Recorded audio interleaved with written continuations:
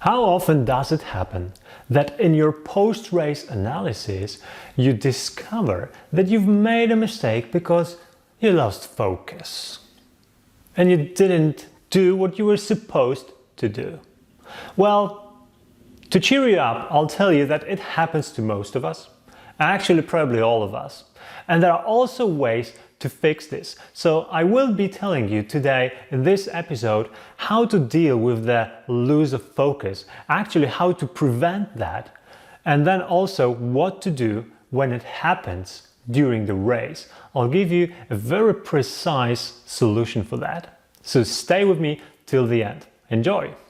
Being focused is all about being prepared, but before we talk about preparation, let's actually explore some situations that can cause the lack of focus or the lose of focus. So you're running and suddenly, poof, your orienteering skills are gone because you're suddenly thinking about blue butterflies, right? So here are some situations that may cause that and definitely are causing that. Let me know if you can connect yourself with some of those. So the first one is definitely bad pre-start preparation. So before the start, you should really handle your head properly. You should try to get into the zone. You should try to get out of all the distractions and focus on your race. So talking with your buddies all the way until the boxes is usually not that great of an idea, even during training sessions, I would suggest.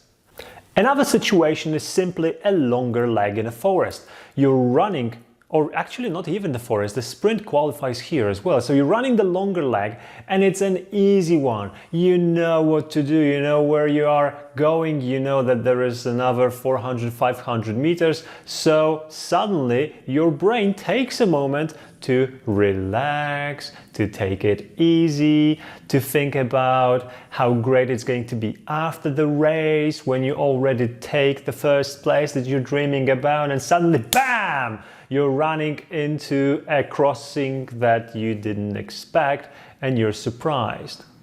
So that definitely happens, and I know because I'm doing lots of analysis with different people. Another situation is you're meeting other runners in the forest. Isn't that distracting? Especially when they are talking to you. Hey, have you seen 47? It's not allowed to communicate things like this in the forest, is it? We do recall the rules, right? But of course, lots of people do that. And lots of people actually talk.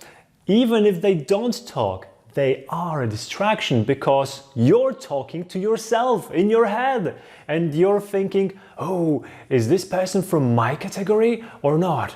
Should I just keep following that person? He or she is running in more or less the direction of my control. Maybe she has the same one. Maybe I should just follow her or him.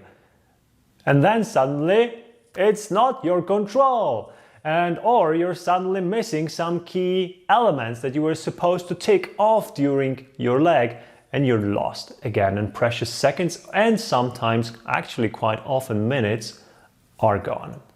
Yeah, so we don't want that as well.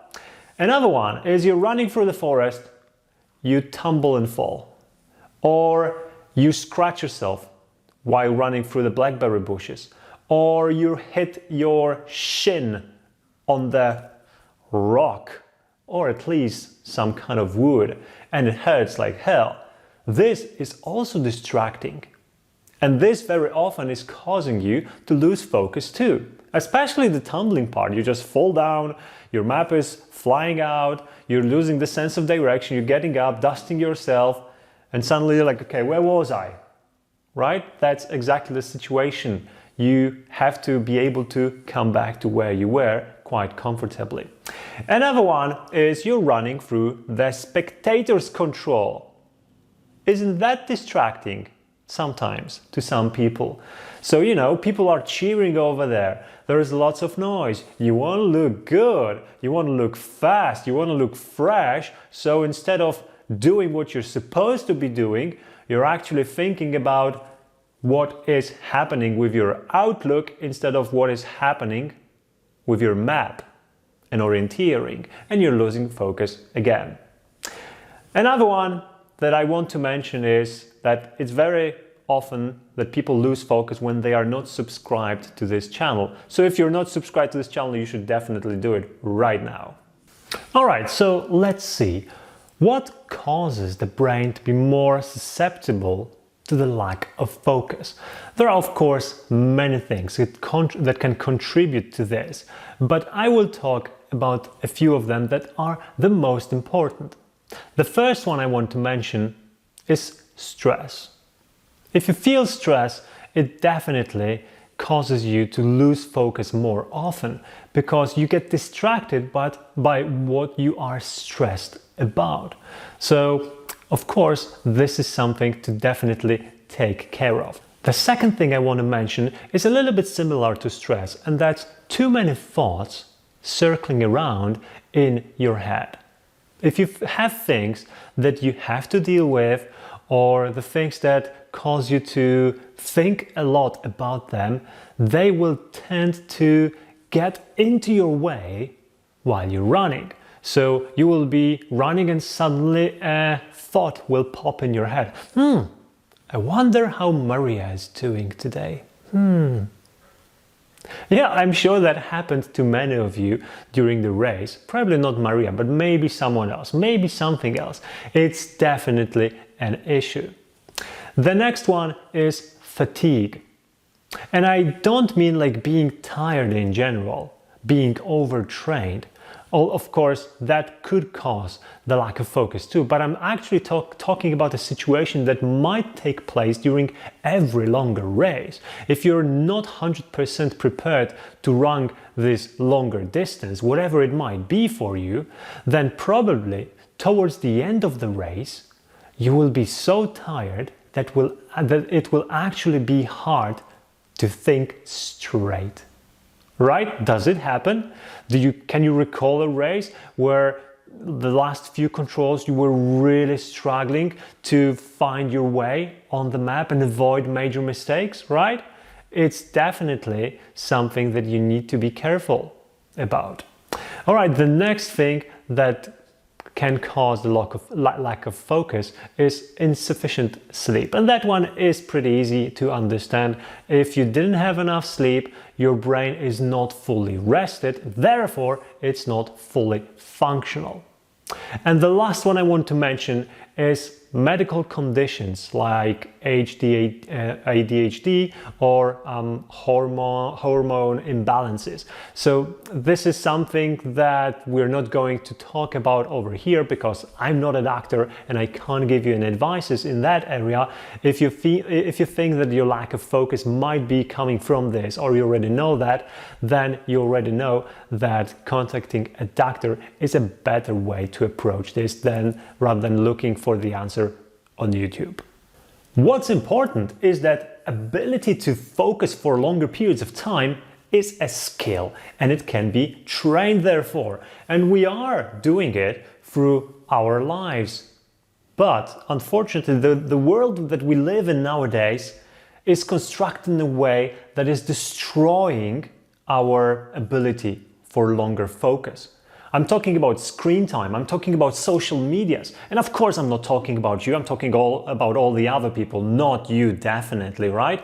But one way or another, these things are being very detrimental to our ability for long-term focus. Therefore, I'm not going to tell you to get rid of those things because I'm realistic, I know that you won't do that. But I will give you some tips that will help you along the way. And the first two will probably be for you like, maybe, I don't know, maybe I'll try. The third one will be, oh, that's pretty interesting. And the other three will be definitely something that every one of you can put into action. So let's go. The first one I have for you is practicing mindfulness. And maybe also meditation. It has been proven with lots of really scientific studies that practicing meditation allows for brain changes to happen. And the brain changes will be allowing you to be more empathetic, but will also allow you to be more calm and more focused on what you're doing. So that's definitely helpful. Another thing I want to suggest is journaling. Journaling means taking a notebook, taking a piece of pen, just one pen, not a piece of pen, and then recording your thoughts either in the morning or at the end of the day. Why is it helpful? Because if you have lots of things going on about you, and you will feel like it's really distracting thinking about all of those things that need to be done. But if you put those things on paper, it's an equivalent of, you know, creating a drawer in your head, putting the things in the drawer and just closing it. And suddenly it's out.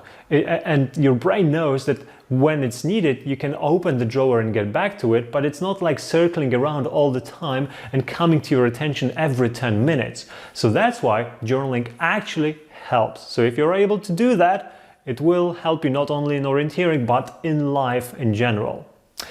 The next one is, as I promised, probably something interesting. I'm talking games. I'm talking games, and actually two kinds of games, both kinds of games.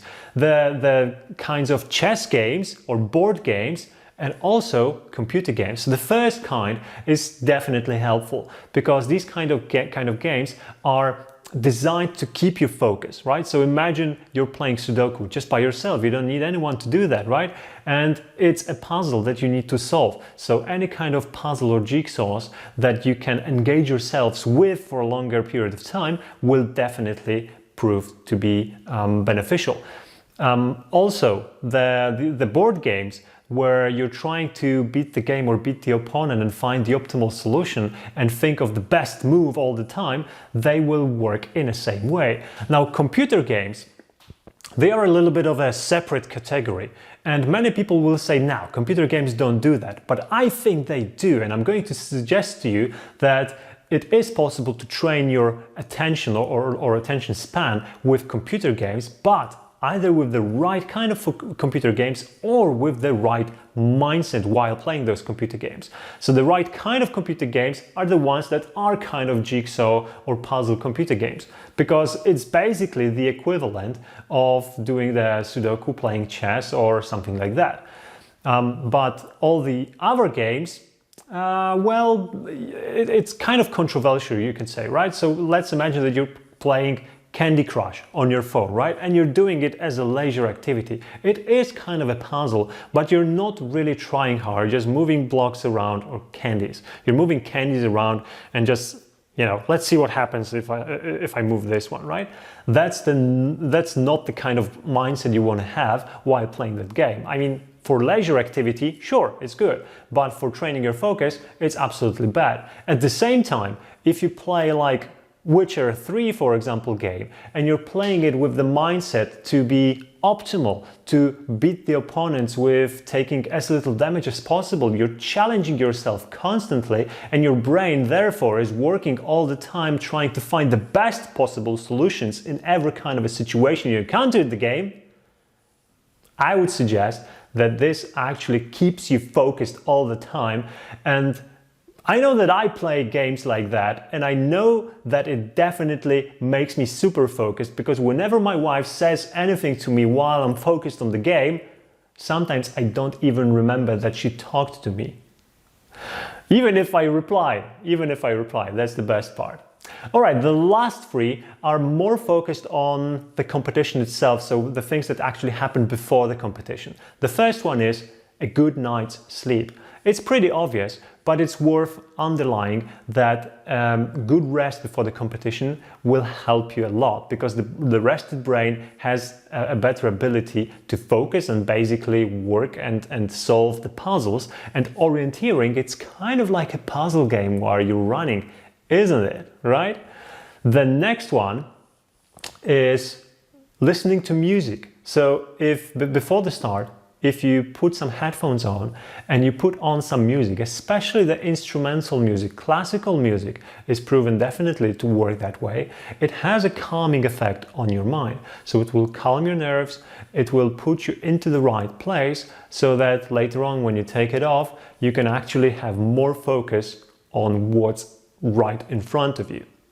The last thing is a very simple short thing that you can do also before the start. It's a caffeine shot. So coffee has also been proven in several scientific studies to help in keeping the high level of focus. So taking a small shot of caffeine before the start will also have the similar effect. So even if you don't drink coffee, you can take a pill or you can take a sweet that has caffeine inside, and it's not a substance that is banned, so there is no harm doing that really.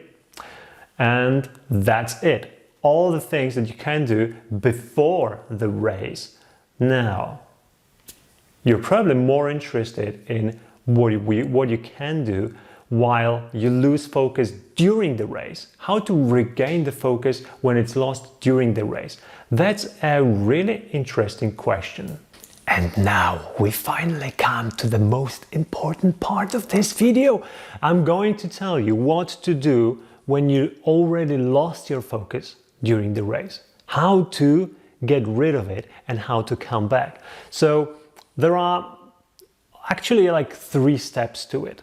And that's why all the other things that we were talking about, or I was talking about in this video, are also important. Because the first is that you have to realize which situations are causing your loss of focus. So when you're doing the post-race analysis, write them down. You want to know them, and you want to know which one of them is actually the biggest contributor to your mistakes in this area, right? The second thing that you want to do is you need to start noticing those moments during the race. Because just knowing the answer, what to do when you lose focus, will not help you if you don't realize during the race that you've already lost your focus. And that's usually a big problem. You're running, you start thinking about something else, and your brain is not saying, oh, okay, I know I should focus on the race, but now I'm thinking about the blueberries that my mom left in the kitchen, which are so tasty. So, you know, I will think about those blueberries for another 100 meters before I go back to racing. No, you're not making a conscious choice over here. You're losing focus, which by definition means that you're doing it involuntarily, and therefore you can't make a conscious choice to come back to being focused. So it's a skill that has to be trained as well. You need to start noticing that you're out of focus. And that's why the previous step is important. You need to know which things distract you, so that later on, when they start occurring during the race, you are able to catch them as quickly as possible. All right, but let's assume that you're already there. You're already there and you're racing, and you suddenly realize, oh crap, I lost my focus. What do you do then? Well, I can tell you that telling yourself to focus, Tom, focus, you're racing, it doesn't work. It generally has a similar effect to telling someone that is already angry, don't be angry. That just never works. So, what does work though are precise instructions.